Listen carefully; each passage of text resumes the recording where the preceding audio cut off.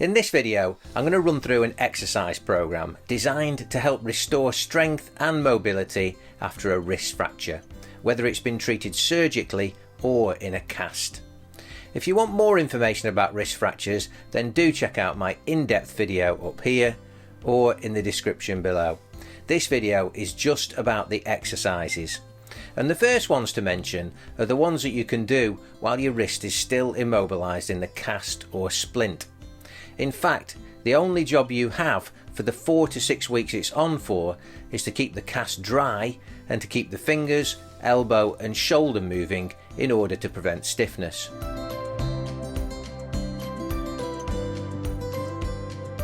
A few times a day you should be wiggling the free joints of your fingers and your thumb, bending and straightening your elbow fully and turning your palm up and down. About 10 times each will do. You then need to be lifting your arm up overhead and out to the side, behind your head and behind your back. Again, about 10 times each will be plenty. If your neck muscles feel a bit tight and achy due to the weight of the cast, then side to side bending and rotation movements can be helpful.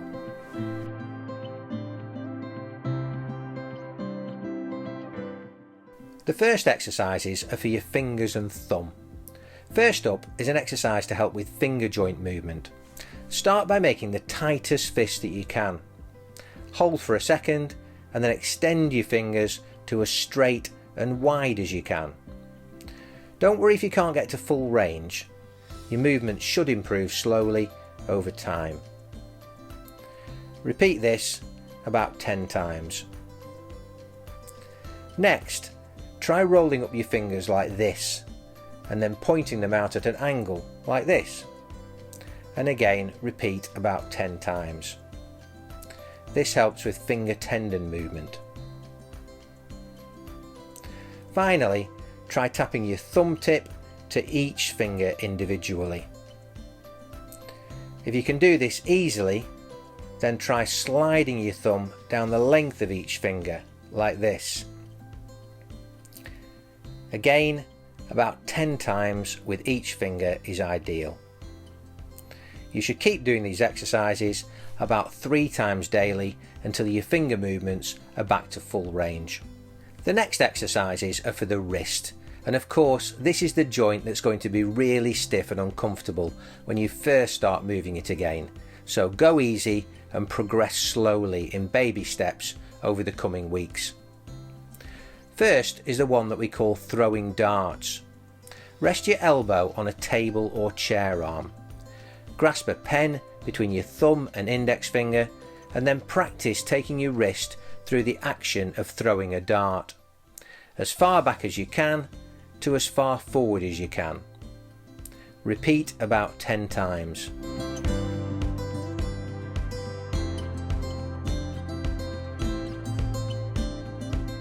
We then need to turn our attention to the main wrist movements of flexion, extension and side bending. To start off, we can do these movements actively about 10 times in each direction.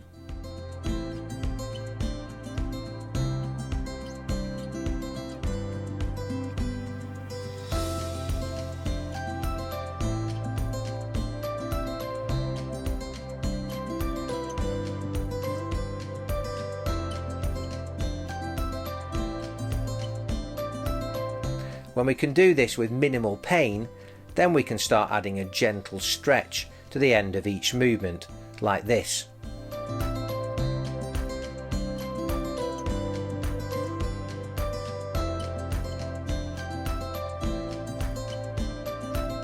Try to keep any pain to below 5 out of 10 as we mentioned earlier.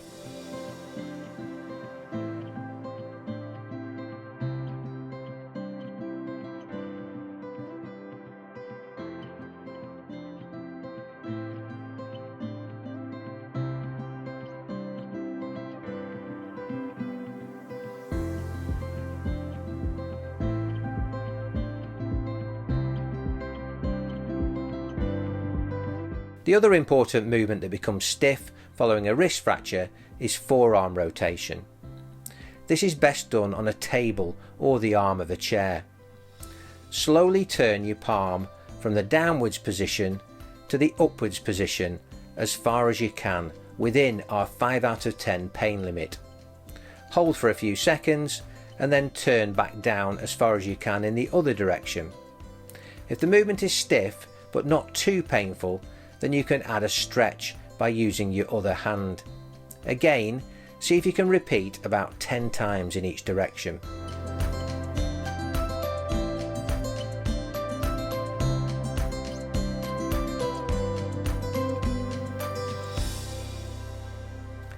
When you can do all these movements with minimal pain, then it's time to progress. For wrist extension, we can do the prayer stretch. Look at the position of the forearms and aim to get them level over the coming weeks as you progress.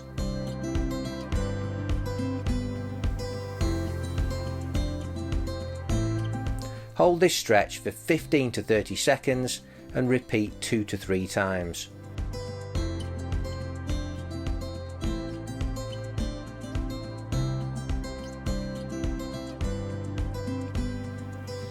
If you feel you need a bit more leverage to increase the stretch, then try stretching your wrist against a wall like this. Keeping your palm flat against the wall, slide your hand down until you feel the stretch. Hold for 15 to 30 seconds and repeat 2 to 3 times. To progress further, you can do the same stretch using a table or in kneeling by using the floor. Adjusting how much of your body weight goes through your wrist will help you find the right level of stretch.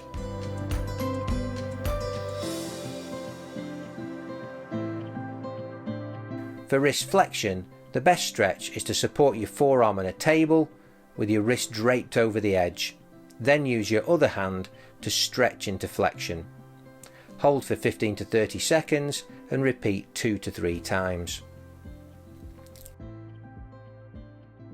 To progress forearm rotation, you can use something like a rolling pin or a hammer in order to add some stretch at the end of the movements. Again, hold for between 15 and 30 seconds at the end of each movement and repeat 2 to 3 times. At about 10 to 12 weeks after your injury, you should be making good progress with your range of wrist movement and the pain should be minimal. You can now start to add strengthening exercises. Start by doing some isometric exercises, which involve contracting the muscles but without any movement occurring. You do this by applying resistance with your other hand. For wrist extension, place your forearm on a table or armrest. Bend your wrist backwards and then try to keep it still whilst applying downwards pressure with your other hand. Hold for about 5 seconds and then relax. Repeat 5 to 10 times. You can do the same for wrist flexion.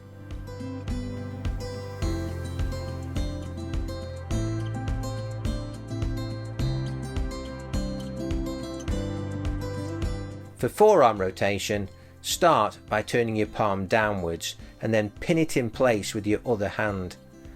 Now try to turn your palm upwards while resisting the movement with your other hand.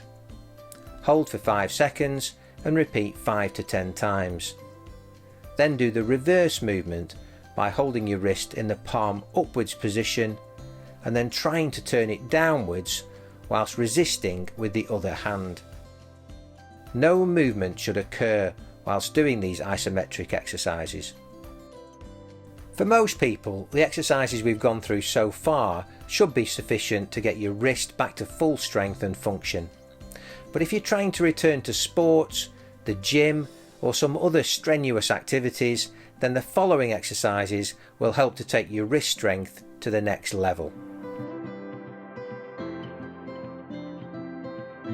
The next set of exercises can be done with a dumbbell or a length of resistance band. Wrist extension can be done like this, with your palm facing downwards and forearm supported.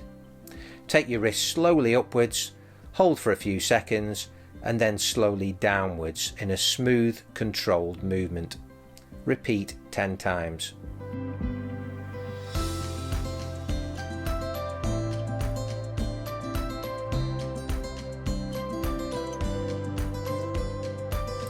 Wrist flexion can be done in the same way, but with the palm facing upwards.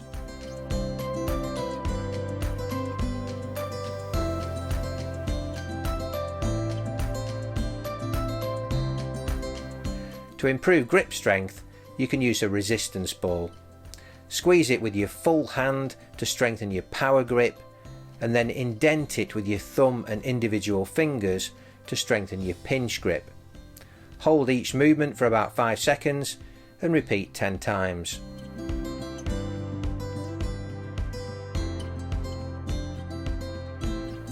Finally, to help with wrist weight bearing, you can do various combinations of the press-up exercise. Start with stability work and the Superman exercise. Adopt the kneeling position and then take your opposite hand and foot off the floor. Hold for a few seconds before swapping sides. Do the movement slowly and controlled.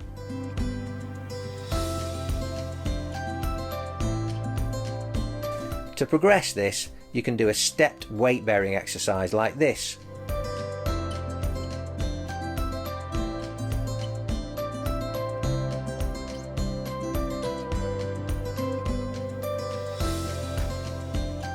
Start with knees on the floor and progress to the press-up position.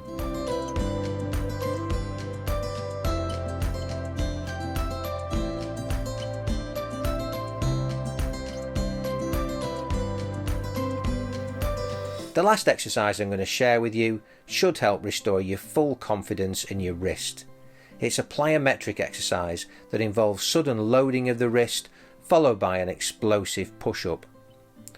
Start against a wall, fall forwards, catch your fall with both hands and then push strongly back into the standing position. Progress by taking more weight through the affected wrist or by using just one wrist only.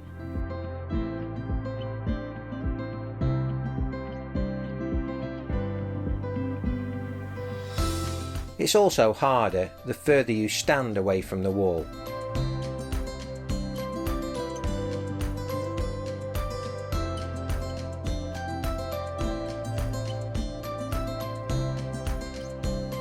And you can also do this against a table.